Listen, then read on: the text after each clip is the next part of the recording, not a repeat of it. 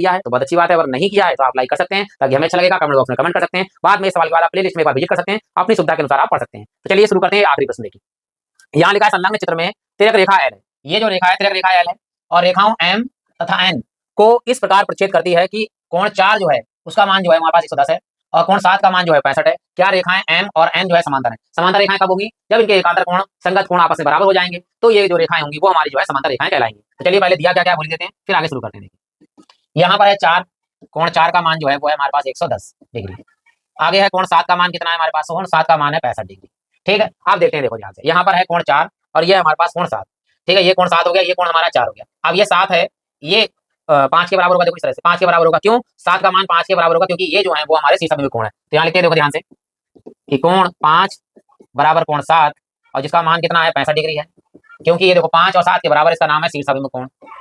शीर्षाभिमुख कोण यहाँ आ गया हमारे पास में। अब 5 हमारे पास आ गया, शीर्षाभिमुख कोण हो गया। आप ध्यान दीजिएगा, हमें 4 है हमारे पास, अब 3 निकालें। अगर 3 का मान 65 आ जाए तो कोई एकांतर कोण तैयार हो गया हमारे पास। या 4 है या 6 आ जाए, इधर आए, तो दोनों में से निकालें। 4 और 3 का दोनों का योगफल कितना है? 180। कोण 3 प्लस कोण 4 बराबर कितना है? 180। 4 और 3 दोनों कोण एक ही रेखा पर है, इसलिए जो है इनका नाम होगा सरल कोण। सरल कोण। चलिए देखिए, 4 का मान निकालिए, कितना दिया हुआ है हमारे लिए? ये दिया हुआ है 110 डिग्री। ये प्लस में क्या हो जाएगा? माइनस में। 3 बराबर 180 और यहाँ माइनस में होगा 110। अब बढ़ा दीजिए, देखो 180 में से 10 जाएंगे तो कितना बचेंगे? 70 डिग्री बचेगा। ये कोण 3 आ गया। अब यहाँ लिख देते ताकि आपको बहुत अच्छा लगे। देखो 4 का मान जो है हमारे पास 110 है, ये 110 डिग्री है। 3 मान कितना निकाला हमने? 70 निकाला, ये 70 डिग्री है। इन दोनों कोणों का देखो योगफल कितना है? 180 है, बिल्कुल सही है हमारे पास। अब 60 डिग्री निकालिए, यहाँ पर 65 है, ये 65 डिग्री आ गया। अब क्या होता है, ये 65 है तो जब 180 में से 65 घटाएंगे तो कितना आएगा? ये हमारा आएगा 115 डिग्री। आएगा नहीं आएगा? क्योंकि दोनों कोणों का योगफल 180 होना चाहिए।